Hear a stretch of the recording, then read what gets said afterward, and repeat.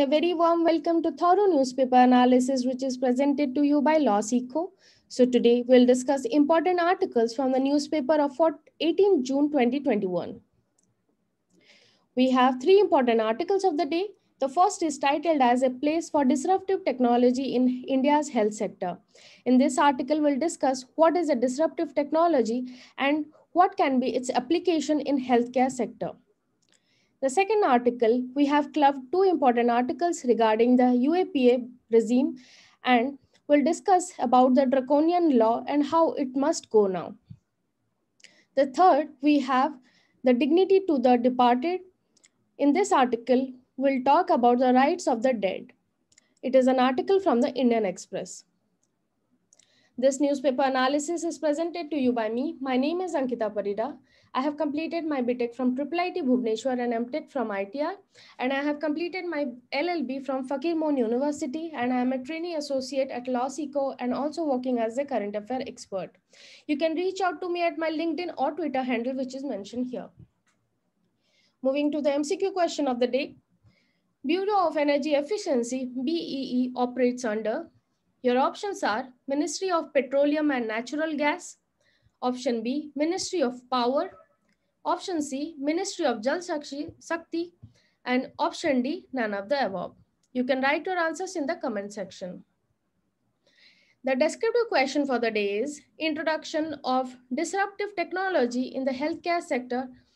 Explain the benefits as well as the challenges. You can write your answers in 250 to 300 words. So for free study materials and TNF PDF slides, please join our Telegram group. You can scan this code of this group and you can join it from here. Our previous Telegram group has been dismantled because of many reasons. And now this is the new group. You can join this from this code. And also you can get the link in the description section of this video. Also, you can join our Insta channel, LawSeco Judiciary, LawSeco CLAT Prep, and UGC Net LawSeco for more such updates. Moving to our first article of the day, it is about disruptive technology in India's health sector. So in this article, we'll discuss what is disruptive technology and how it can be applied in the healthcare sector to improvise the healthcare sector of India. So what is a disruptive technology? So basically, by definition, disruptive technology is an innovation that significantly alters the way consumer or industries and businesses operate. For example, the e-commerce sector. Today, we do not have to go out to get medicines or essential, but if we order just from our phone, it is delivered at our doorstep. So this is a kind of disruptive technology in the marketing sector that we are seeing, that the goods are getting delivered right at our home. Second is GPS. For example, nobody had thought that a simple mobile can navigate their way anywhere to anywhere, and GPS is making it possible.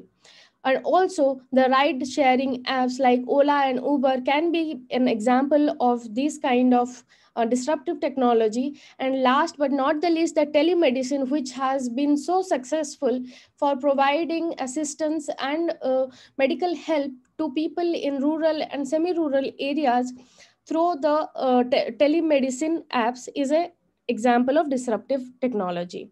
So how can we use these disruptive technology in our healthcare sector? There can be many methods, and today we have so much evolved in our technology sector that we can definitely think of using this kind of disruptive technology in our healthcare sector. Some of the examples are the blockchain technology.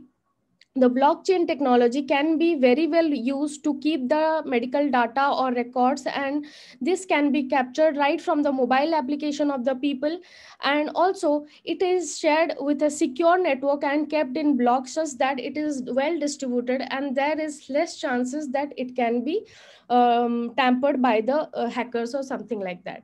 Secondly, the big data analysis we have today is very essential, in which we can do symptom analysis and we can go to a conclusion to detect the diseases a person is having. Also, we can rate the hospital and the healthcare facilities we are facing, and by that we can have a comparison between the healthcare facility. This will also help in making the healthcare sector improve by facilities very much. Third thing we can have is internet of medical things, like we have IoT, like the internet of things. There is something called internet of medical things, IOMT, which connects infrastructure to medical devices and software applications, and also the doctors and the paramedical workers, like that. And the whole healthcare system is connected through this internet of medical things. And using this kind of system, the healthcare sector can be uh, you can be very much use this and facilitate seamless provision of facilities to the people. The fourth thing we can think of is cloud computing. Cloud computing, we know today we all are using more or less cloud computing when we are storing our data in Google Drive or one box or something like that. And in this medical system also, we can use the medical history, insurance history, and also the medical records of the people, and even use them when somebody is admitted to the hospital, and the doctor can very well analyze the symptoms and all the history, medical history of a person using the cloud computing thing. Even the WHO, World Health Organization, has recognized it and has recommended it. So let's see what can be the benefits. The benefits have been reaped by many international countries, like China is one of them, who has used the 5G powered temperature measurement devices in their hospitals to record the data of the patients, and also use their manpower whenever needed. Also, it has used these kind of devices to measure the heart rate on also the blood oxygen. But in India, we see that because of lack of healthcare workers, it has been seen that the blood oxygen level of the people have decreased at night, and they have collapsed because of that. But if we are using this kind of disruptive technology, that problem might not occur, and the precious life can be saved. In China, it has been seen that robots are being used to sanitize the wards. But in India, we are still using manpower when there is a lot of shortage, and these kind of work like sanitizing the wards or the floors, this can be very well and very effectively done by the robots. But because we are using the manpower, this manpower is can be diverted to other better sector, like using them for medication or helping out or paramedical stuff, rather than using them for cleaning the wards and these kind of work. So what can be the benefits of using disruptive technology? According to the author, this disruptive technology use can give us a universal health coverage, and this can be only be achieved by using the digital technology. This will not only robust the strategy for using our healthcare system in a more effective manner, but it will also be financially viable, and also it will make the organization reach more and more people.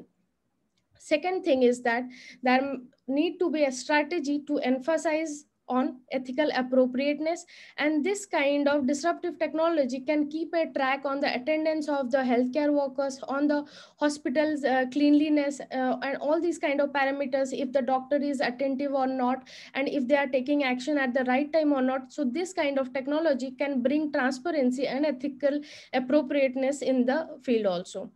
Third best thing of this use of disruptive technology is that we can bring in the traditional and local knowledge and experience to be used through the community workers and doctors, along with modern technology. By using these technology, by keeping these resources in our cloud computing, by using big data analytics, and also this technology can be used for the welfare of the society, because by using something called artificial intelligence and big data analytics, one can detect the spread of COVID-19 or other kind of diseases in an area, and what steps can be taken, what should be the optimum way to go through it, can be advised by these kind of technology to the administrators.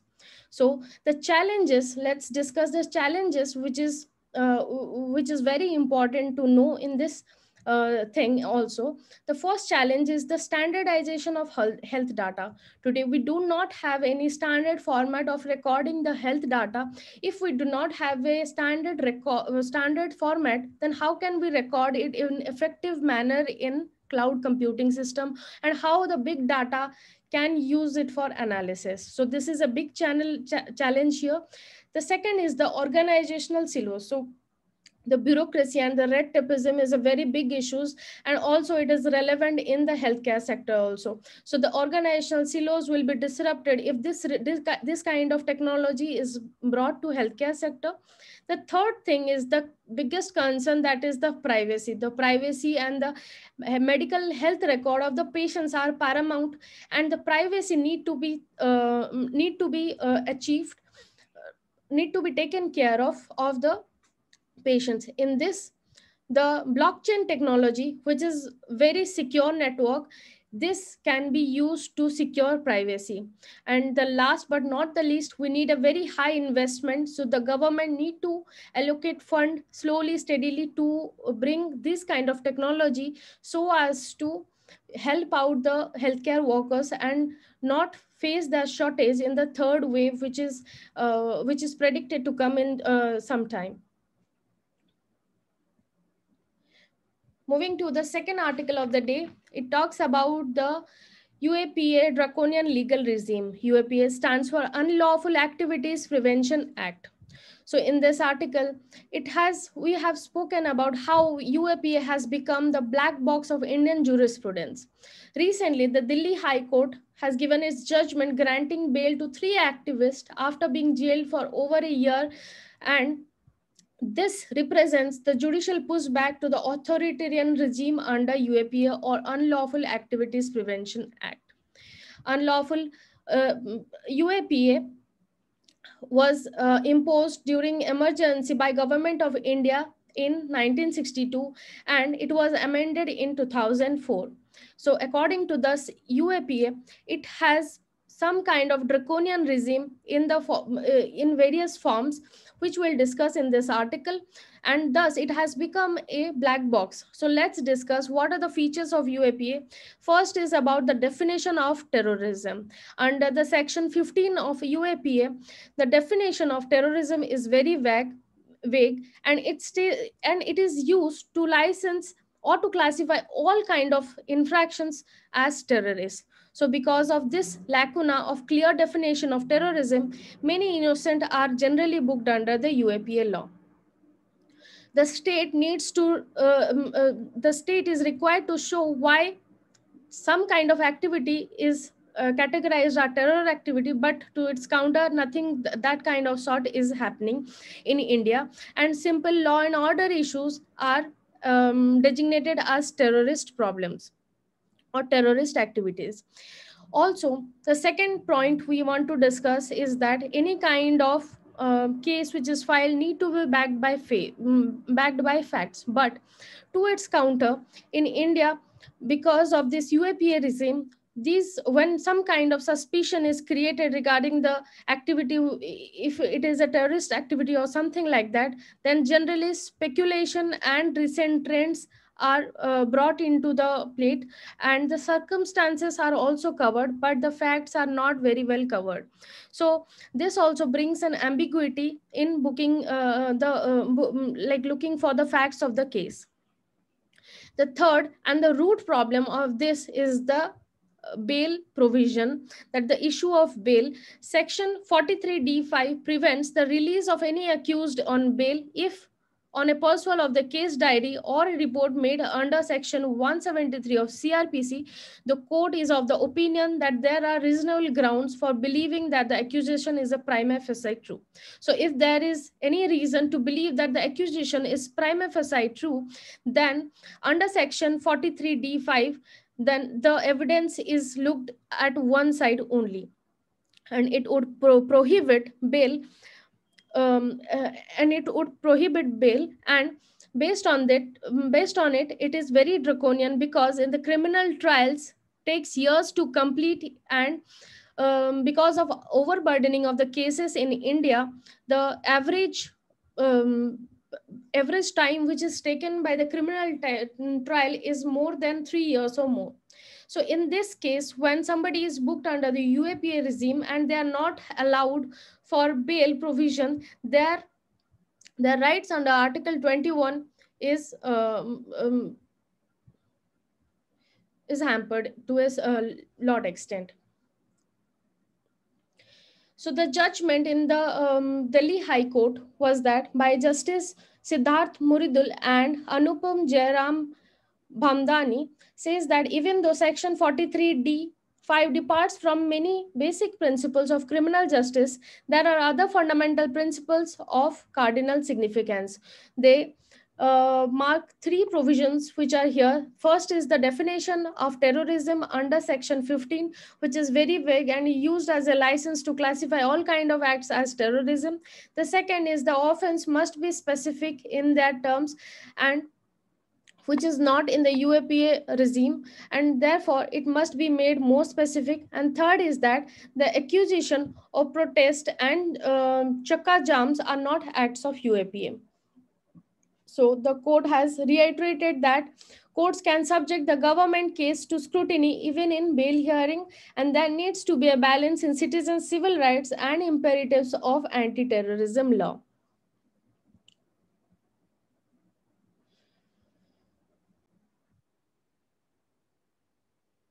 Moving to the third article of the day, it talks about dignity of the dead.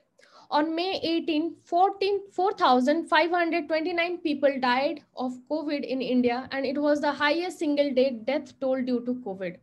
In Delhi and Bangalore, friends and relatives of the deceased has to wait for around 20 hours to cremate them. This shows the insensitivity of the state towards the dead and the family that are feeling the trauma of the dead of their near and dear. Also, in the past, we have seen that the Ganga river was flooded with dead bodies, and there were many dead bodies floating in the corners around Varanasi and many places of the banks of Ganga. It shows that in India, people are not getting decent burial and cremation, which is their right by Article 21.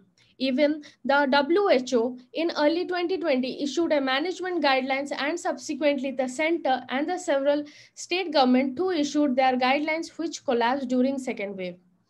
So why it was needed? Let's see. The Uttarakhand High Court in 2017 had ruled that river is a legal person, and with it has its corresponding rights. So because the decent burial and cremation is the right of the person, and because of huge number of death and overburdening of the cremation center, these bodies of the people have been thrown on land and water without any regulation. It hampers two kind of legal rights. That is one of the legal right of the river, and second is the right of the person. The person is entitled to dignity of decent dignity and decent burial and cremation, which is not provided to them because of overburdening of death toll, and because of huge number of death during the second wave of COVID. And second thing, the legal person, that is the river, and its right has been hampered because of undignified dumping of COVID dead bodies in river, which infringes its right and is detrimental to the ecology. Right to dignity and privacy include dead body of human being, and right to life includes right to a decent burial and cremation as discussed. And it is not just reiterated by the judgment given by the Supreme Court of India, but also it has been repeatedly been ruled by the Madras High Court and also the Calcutta High Court. So the NHRC also took cognizance of it, and it had stated that the central government and state government must look for electric cremation rather than piling them up and going for burial, because of two problems. First is that there will be no need to dig more land, which is a problem today. And second thing is that it will prevent spread of diseases. So the NHRC took cognizance of the matter and issued notice to the central government and the state government of UP and Bihar. And in May, it has also issued an advisory stating that dead bodies should not be allowed to pile up during transportation. So what are the steps needed to be taken in order to ensure that the dead are also getting dignity? So the first step is that center must frame legislation that incorporate NHRC recommendation, WHO guidelines, and norms followed by medical authorities across the world. The second step they can take is implementation of photographic database of bodies to avoid issues relating to identification of disease. And the third but most important is that hygiene protocol must be followed, and safety and security of the people who are handling the corpses must be ensured. So this was all for today. Thank you.